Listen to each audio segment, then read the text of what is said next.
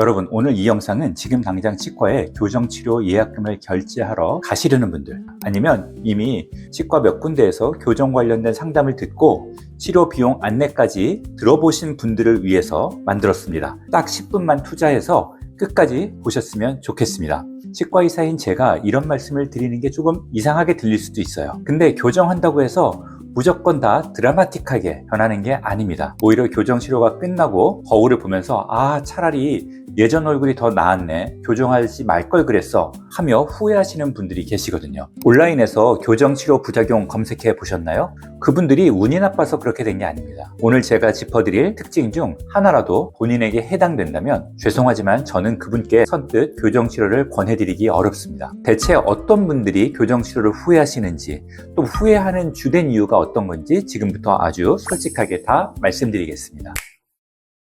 첫 번째는 교정치료를 위해서 치과를 선택하는 그 기준이 유일하게 최저가 이벤트인 분들입니다. 최근에 인스타그램이나 페이스북 같은 데서 교정 이벤트 얼마 선착순 마감 이런 광고 정말 많이 보셨을 겁니다. 그런데 여러분, 세상에 싸고 좋은 건 당연히 있지만 유독 저렴한 것들은 나름대로 그런 이유가 있다고 저는 생각을 합니다. 치아 교정치료는 가전제품, 우리가 다른 물건들을 사는 것과는 차원이 다른 영역입니다. 그런 공산품들은 물건이 똑같기 때문에 최저가로 살 수 있으면 정말 좋겠죠. 하지만 교정치료는 전혀 다릅니다. 왜냐하면 사람들마다 그 결과들이 다 다르게 나타나기 때문입니다. 애초에 교정치료를 받는 환자분들의 치아 배열 상태, 골격 상태, 얼굴형 다 다르기 때문에 결과들도 다르게 나타날 수밖에 없습니다. 교정치료를 진행하는 데 있어서 교정장치는 단순한 도구일 뿐이고, 그 도구를 사용해서 결국 내 치아 배열들을 정상적으로 좋은 배열과 교합을 맞추고 얼굴에 균형 잡힌 조화를 잡는 것은 결국 의사의 실력입니다. 교정치료는 상당히 긴 기간, 최소한 6개월에서 2년 이상까지도 치아들의 이동을 세심하게 추적 관찰하면서 필요한 치아 이동들을 일으켜야 되는 치료입니다. 따라서 이런 교정치료를 진행하는 페이스메이커 역할을 하는 의사가 자주 바뀌거나 혹은 너무 바빠서 이분의 케이스를 잘 기억하지 못한다면 그 치료의 결과에는 내가 원하지 않는 결과가 나를 기다리고 있을 수도 있습니다. 가격의 차이가 나는 이유는 그만큼의 의료진들의 집중도와 책임감, 또 수많은 경험들에 비춘 그분들의 노하우의 차이라는 것들을 좀 명심해 주셨으면 좋겠습니다. 반갑습니다. 웃는 치과의사 오원장입니다. 제가 진료실에서 환자분들을 마주하다 보면 원장님, 저 교정치료하면 연예인 누구처럼 이뻐질까요? 라고 묻는 분들보다 의외로 이런 질문들을 하시는 분들이 있습니다. 원장님, 저 진짜 고민 많이 하고 왔는데 저 교정해도 진짜 후회 안 할까요? 이 질문 한마디에 담긴 불안함을 저도 잘 알죠. 수백만 원의 치료 비용과 짧게는 1년, 길게는 2년 반, 3년간은 이 귀한 시간을 투자해서 치료를 받는데 치료 결과가 안 좋으면 어쩌나 하고 걱정하시는 거죠. 사실 치과 의사 입장에서 치과의 경영을 위해서는 무조건 잘 됩니다, 지금 바로 시작하시죠 라고 말씀드리는 게 훨씬 쉽습니다.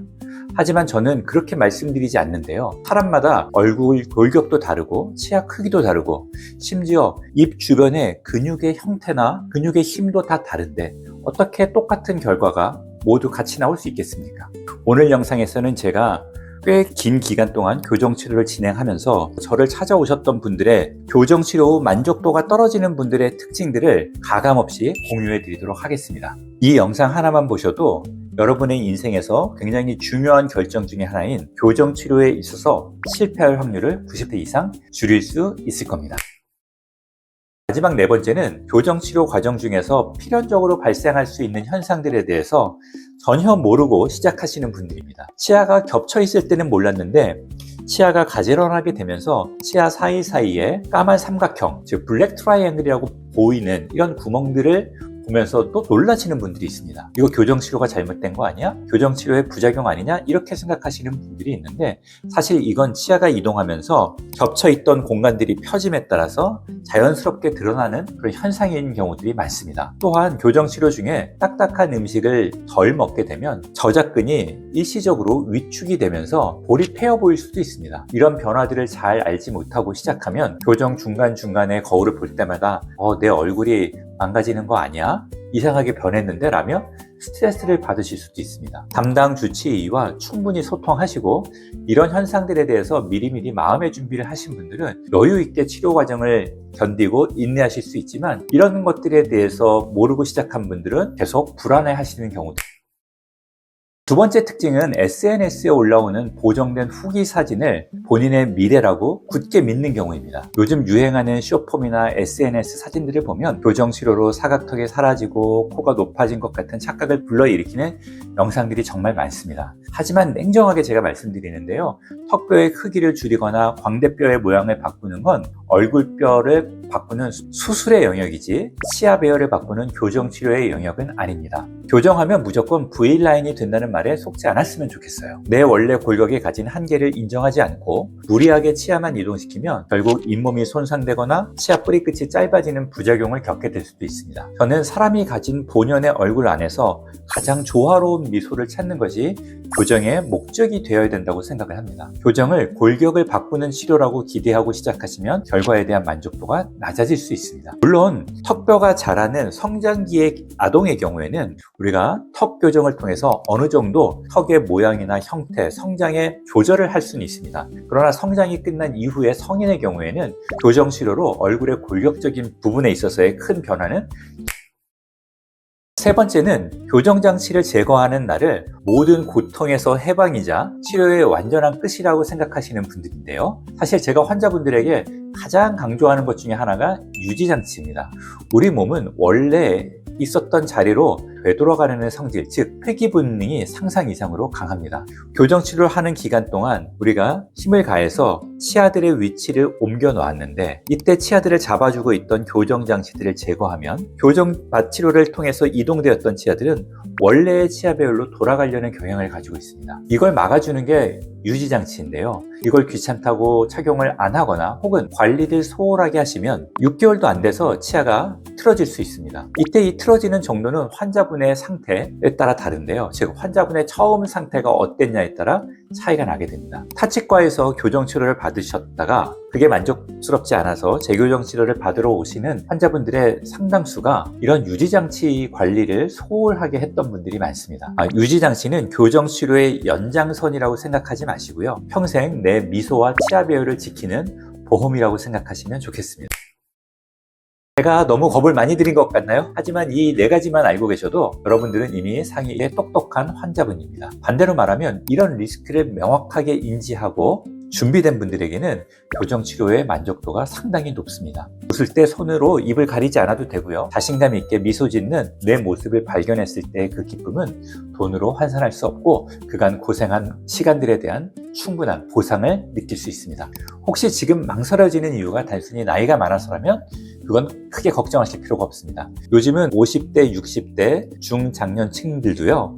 잇몸 건강만 허락한다면 건강하게 교정치료를 잘 받을 수 있습니다. 중요한 건 장치의 종류나 환자들의 나이가 아니라 내가 내 얼굴의 구조를 얼마나 잘 이해하고 또 어떤 결과를 원하는지를 명확히 아는 게 중요합니다. 막연한 기대보다는 확실한 데이터와 소통을 바탕으로 그리고 충분히 상담을 통해서 치료 목표를 정하고 교정치료를 진행하신다면 여러분들은 반드시 만족스러운 교정치료 결과를 얻을 수 있게 됩니다. 마지막 특징은 많지는 않은데요.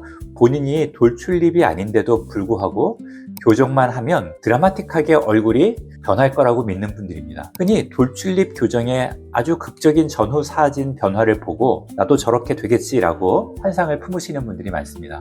사실 치아는 정상적으로 배열되어 있는 각도인데 단순히 턱 끝이 짧거나 무턱이라서 입이 나와 보이는 분들이 많습니다. 이런 분들의 경우 치아들을 안쪽으로 밀어넣게 되면 어떻게 될까요? 오히려 치아들이 안쪽으로 과하게 옥리처럼 누워 보이는, 경사져 보이는 현상이 발생되면서 인상이 어두워 보이고 좀 우울하게 바뀌는 경우들이 생길 수 있습니다. 2년 뒤에 교정장치를 제거했는데 본인 나이보다 더 나이 들어 보이는 모습을 보게 될 수도 있는 거죠. 그래서 상담을 가셨을 때 선생님, 제 치아 각도가 지금 정상인가요? 여기서 치아를 후방으로 넣었을 때 입술의 볼륨감이 어떻게 변할 것 같나요? 라고 구체적으로 물어보시는 걸 추천드립니다. 무조건 많이 넣는 게 능사는 아니죠. 교정치료를 뒤로 보내는 게 핵심이 아니라 본인의 얼굴 전체의 밸런스를 맞추는 게 교정치료의 핵심이란 걸 잊지 않았으면 좋겠습니다. 제가 오늘 드린 말씀이 여러분들의 교정치료 결정에 조금이라도 실질적인 도움이 됐으면 좋겠는데요. 제가 여기서 아무리 길게 설명드려도요. 제가 여러분들의 치아 상태를 직접 확인해 보지 않고서는 교정치료 하시면 안 될 케이스입니다. 후회하실 케이스예요 라고 단정 지을 수는 없습니다. 교정치료에 관련돼서 정말 고민이 많으신 분들은요, 가까운 치과, 특히 교정치료를 하는 치과에 방문하셔서 교정과 전문의 선생님을 만나고 충분히 상담을 받아보시는 게 필요하다고 생각합니다. 여러분의 미소가 가장 자신감 넘치고 건강해지는 그날까지 저도 함께 고민하고 연구하겠습니다. 교정치료를 고민하시는 분들에게 조금이라도 도움이 되고 용기를 드렸길 기대하겠습니다. 지금까지 웃는 치과의사 오원장이었습니다. 감사합니다.